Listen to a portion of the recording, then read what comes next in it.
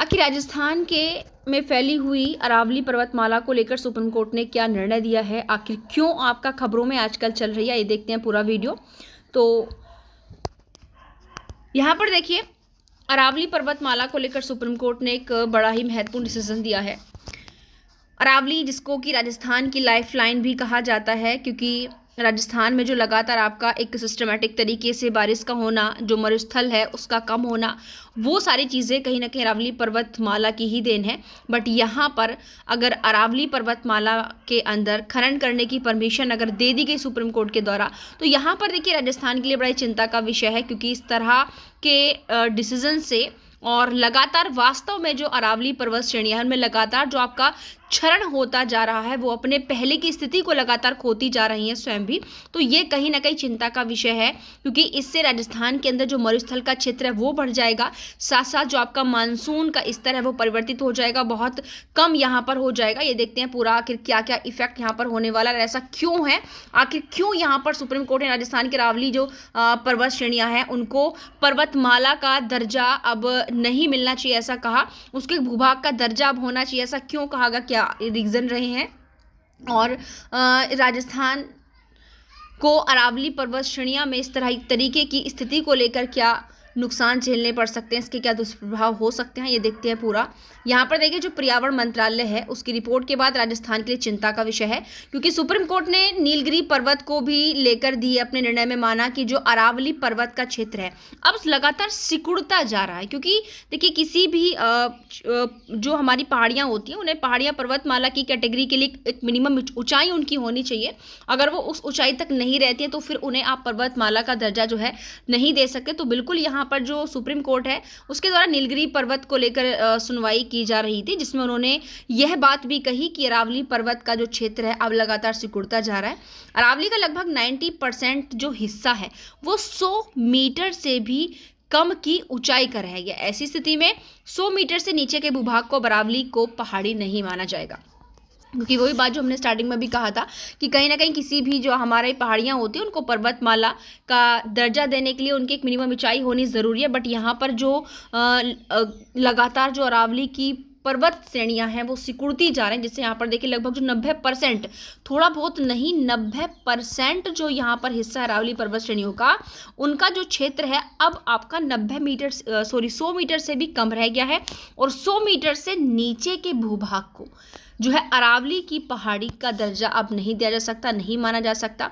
साथ साथ यहाँ पर इसके बहुत से साइड इफेक्ट, दुष्प्रभाव भी देखने के लिए मिलेंगे, ऐसा जो है पर्यावरण मंत्रालय की तरफ से रिपोर्ट दी गई है। यहाँ पर पर्यावरण मंत्रालय की ओर से अरावली पर्वतमाला को लेकर सुप्रीम कोर्ट में पेश की गई थी रिपोर्ट। इसके बाद सुप्रीम कोर्ट ने भी माना कि अरावली का लगभग आपका जो है 90% हिस्सा 100 मीटर से भी कम हो गया है, और ऐसी स्थिति में इन हिस्सों में खनन के रास्ते खुल सकते हैं।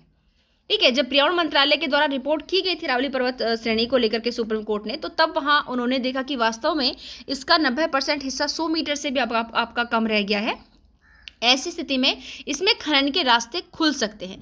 लेकिन अब सबसे बड़ा जो सवाल यहाँ उत्पन्न होता है वो ये है कि यदि इन क्षेत्रों में खनन शुरू हुआ तो प्रदेश में रेगिस्तान के क्षेत्र को बढ़ने का खतरा मिल जाएगा, क्योंकि कहीं ना कहीं ये अरावली पर्वतमालाएं जो हैं राजस्थान का, जैसे हमने ऊपर का लाइफ लाइन है उसका हृदय है।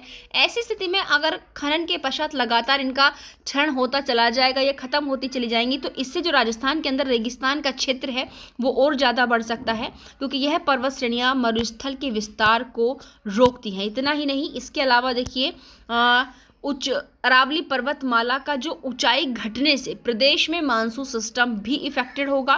प्रदेश में मानसून के जरिए जो बारिश होती थी वो बहुत कम हो जाएगी, और ऐसी स्थिति में आपका बारिश भी कम होगी और रेगिस्तान का क्षेत्र भी यहाँ पर बढ़ेगा। ठीक है, राजस्थान की पहचान है अरावली पर्वतमाला, बिल्कुल ये हम पहले भी बता चुके हैं कि लाइफ लाइन कहा जाता है राजस्थान की। और यह देखिए, इतना ही नहीं, आप लोग जीएस में भी एक चीज़ पढ़ते हैं कि विश्व की सबसे पुरानी जो वलित पर्वतमाला है राजस्थान की अरावली पर्वत श्रेणियाँ हैं, और इनका देखिए लगभग 80% हिस्सा तो राजस्थान में ही से गुजरता है, बाकी थोड़ा सा दिल्ली और गुजरात के अंदर भी यहाँ पर आता है। इनकी जो अरावली पर्वतमाला की जो कुल लंबाई है वो 692 किलोमीटर है लंबाई, जबकि राजस्थान में इनका 550 मीटर क्षेत्रफल आता है। तो भाई लगभग 80% तो राजस्थान में ही आ रहा है फिर। और इसकी सबसे ऊंची जो आपकी चोटी है वो माउंट आबू शिखर है, गुरु शिखर। माउंट आबू की गुरु शिखर है। ये क्वेश्चन आप जीएस में पढ़ते हैं, आ चुका है। ठीक है कि आपकी अरावली पर्वतमाला की जो सबसे ऊंची चोटी है तो आपका पर्यटन स्थल माउंट आबू की गुरु शिखर है। इसकी लंबाई जो ऊंचाई है लगभग 1727 मीटर ऊंचाई है इसकी। और यह जो पर्वतमाला है अरावली आपके जैसा कहा कि 80% तो राजस्थान में, उसके अलावा गुजरात से भी होकर कुछ गुजरती है और शुरुआत में दिल्ली एनसीआर होते हुए राजस्थान और गुजरात के पालनपुर तक यह फैली हुई है। अब यहाँ पर आप लोग एक चीज़ भी जिसमें पढ़ते हैं, काफ़ी आपकी ऐसी नदियाँ हैं जो राजस्थान के अरावली से निकलती हैं। अब ये बताओ, जब यहाँ अरावली पर्वतमाला धीरे धीरे इस तरीके से सिकुड़ती चली जाएगी, वहाँ पर खनन होना शुरू हो जाएगा, तो कहीं ना कहीं इससे निकलने वाली जो नदियाँ हैं वो क्या हो जाएंगी, उनकी स्थिति भी आपकी परिवर्तित यहाँ पर हो जाएगी। ठीक है। और उसके अलावा अगर यहाँ पर देखा जाए तो ये कुछ ऐसे साइड इफेक्ट हैं, दुष्प्रभाव हैं जो अरावली पर्वतमाला के भूभाग के घटने से होंगे। सबसे पहले तो वही आपका मरुस्थल का विस्तार यहाँ पर लगातार बढ़ेगा। प्रदेश में गर्म हवाओं का असर बिल्कुल यहाँ पर बढ़ता चले जाएगा। बंगाल की खाड़ी से आने वाले जो मानसून है उनसे बारिश नहीं होगी और भूकंप के झटके आने के असर यहाँ पर देखने पड़ सकते हैं। और जो अरावली से निकलने वाली पहाड़ियाँ हैं वो जो नदियाँ हैं वो खत्म हो जाएंगी और प्रदेश के कृषि क्षेत्रों फसलों पर बुरा असर पड़ेगा। बिल्कुल जब मानसून आपका इफेक्टेड होगा, जो नदियाँ हैं वो समाप्त हो जाएंगी, तो फिर इससे जो सबसे बुरा असर किस पर पड़ने वाला, कृषि क्षेत्रों पर पड़ेगा और जो भौगोलिक दशाओं और जलवायु पर इसका विपरीत इफेक्ट पड़ने वाला है। ठीक है। और वर्षा का सिस्टम होता जा रहा है प्रभावित। बिल्कुल अगर इस तरीके की स्थिति रहेगी तो आपका बिल्कुल यहाँ पर हो जाएगा। क्योंकि यहाँ पर जो अब मेन बात है कि आखिर ऐसा क्यों हो रहा है, क्योंकि क्यों 100 मीटर से कम यानी कि आपका 100 मीटर से कम रह गई है इनकी ऊंचाई जो आपकी अरावली पर्वत श्रेणियाँ हैं, ऐसा क्यों है, तो लगातार इनका क्षरण हो रहा है। अरावली पर्वतमाला के क्षरण का सिलसिला आपका 1990 के दशक से शुरू हुआ, इसके बाद अब तेजी से बढ़ रहा है। क्यों बढ़ रहा है भाई, एक तो शहरी क्षेत्र का लगातार विकास हो रहा है। ठीक है। दूसरा, दिल्ली और राजस्थान के शहरी क्षेत्रों में निर्माण कार्यों के कारण अरावली पर्वत श्रेणियों का अंधाधुंध दोहन आपका होगा। भाई जितना निर्माण कार्य करोगे पहाड़ियों का दोहन होगा। इसके चलते जो पत्थर हैं, जो खनिज हैं, उनके लिए अरावली पर्वतमाला में खनन की प्रक्रिया तेज हो गई। इसके अलावा पेड़ों की कमी से भी ये जो है लगातार कमजोर होती जा रही है और इसको लेकर 2002 में भी सुप्रीम कोर्ट ने अरावली पर्वतमाला के अवैध खनन पर रोक लगाने के आदेश दिए थे। बट फिलहाल क्या कह दिया कि भाई पर्यावरण मंत्रालय की रिपोर्ट के आधार पर कि जब इसका 90% हिस्सा 100 मीटर से भी नीचे भाई अगर रह गया है तो फिर अब इसको एक पहाड़ी की कैटेगरी में तो नहीं रखा जा सकता। तो इसमें खनन की अभी खनन के बारे में कहा है कि खनन की स्थिति में उपयुक्त रहेगा। बट फिलहाल देखते हैं इसमें आपका क्या होगा।